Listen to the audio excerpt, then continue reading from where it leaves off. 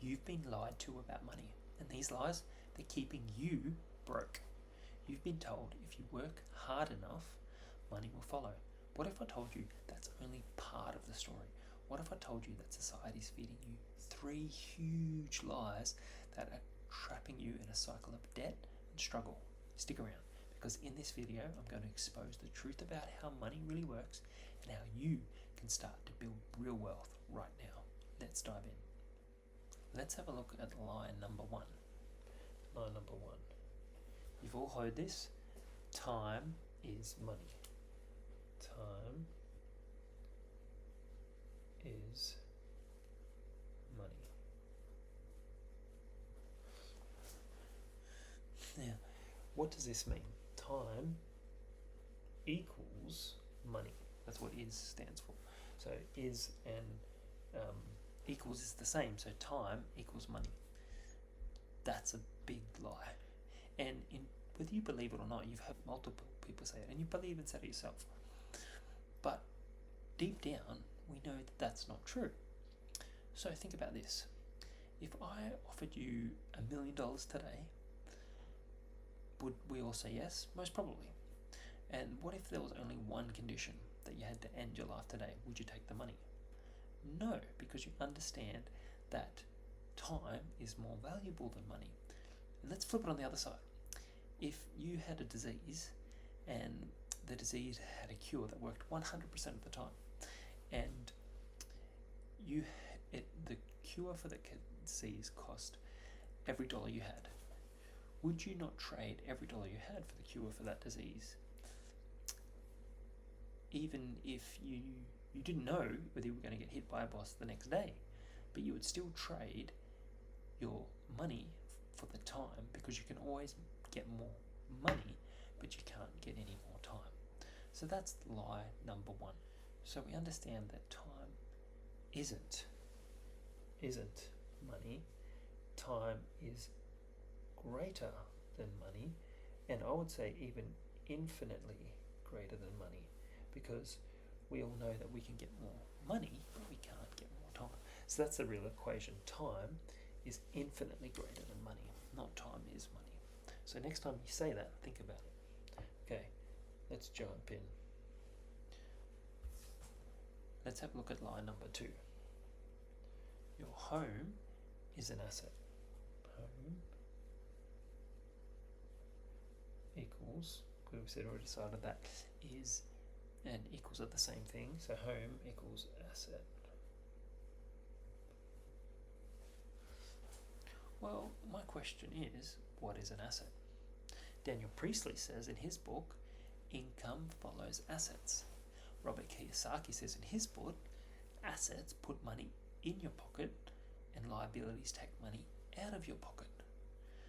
So by those definitions, would you think of your home as an asset? Most people, if you would to think about it, your home, it costs, you've got to pay your mortgage, you've got to pay, even if you don't have a mortgage, you've got to pay council rates, you've got to pay insurance, you've got to pay utilities. It costs you money to own a home. So to think of your home as an asset by Daniel Priestley and Robert Kiyosaki, their definition of an asset, you'd be wrong. They would define anything as an asset that puts money in your pocket. And most people, you are your only asset, because you have a job and your job puts money in your pocket. Some people would say their spouse is a liability because they take the money out of your pocket, but we won't go there. I submit to you that you need more things, more opportunities to put money in your pocket, like investments, like business, that put money in your pocket regularly. Because so a home is not an asset by these definitions. So cancel that. It is not. Okay. Lie number 3. This is the final one. Lie number 3. Investing is risky. Investing is or equals risky.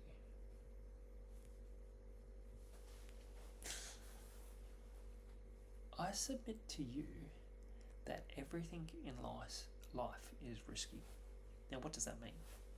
Well, think about it. When you sit on a chair, it's a risk.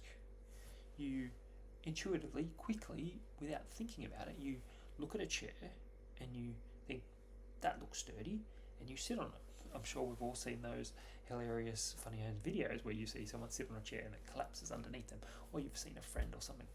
But you look at a chair and you assess it very quickly and you decide whether it's going to be a risk or not, and it's going to collapse under you. If you saw a chair and it was rickety and old and falling apart and barely holding itself up, you wouldn't sit on it, or you might test it. You might go, oh, is this sturdy? You're not going to just plonk yourself on it. You're going to slowly ease into it. Go, oh, is this? So everything in life is risky. If you think about driving a car, there's a potential that you could have an accident. If you go into a building, there's a potential that the building could collapse.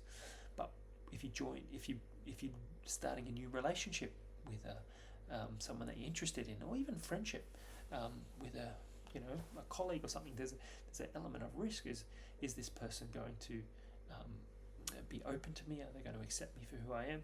Are they going to reject me? Are they going to backstab me? There's all these risks. So I submit to you that everything in life is risky, and I think it is. But we do this whether we know it or not. We assess risk.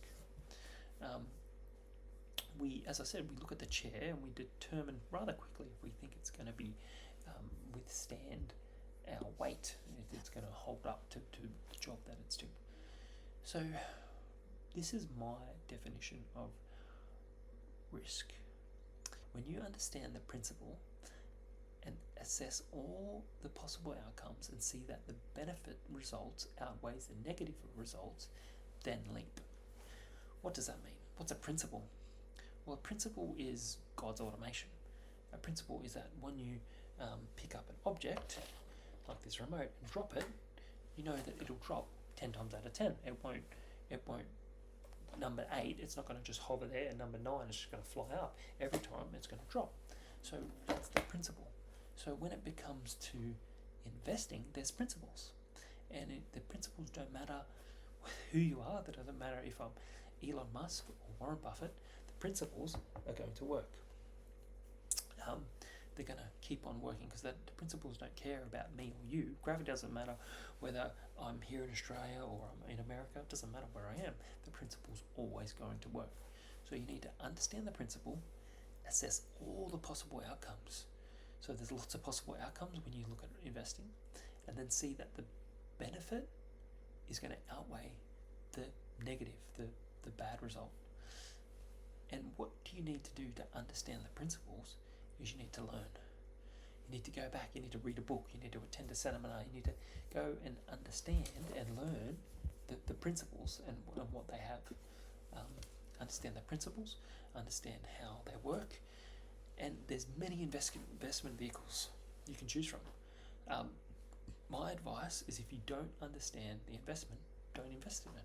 Go and learn first. Don't take your neighbour's advice or your mum's advice or your friend's advice or your colleague's advice when they package it up as advice, but really it's just their thoughts and ideas because they haven't actually done it themselves. You go learn and study. You can learn anything these days on the internet. So go learn, go study, and understand that everything is risky if you don't understand it, if you don't understand the principles at work. So investing isn't risky. So here are the 3 principles here are the 3 lies that we've been told. Time is money. It's not. It's infinitely greater than money. Home is an asset. It's not.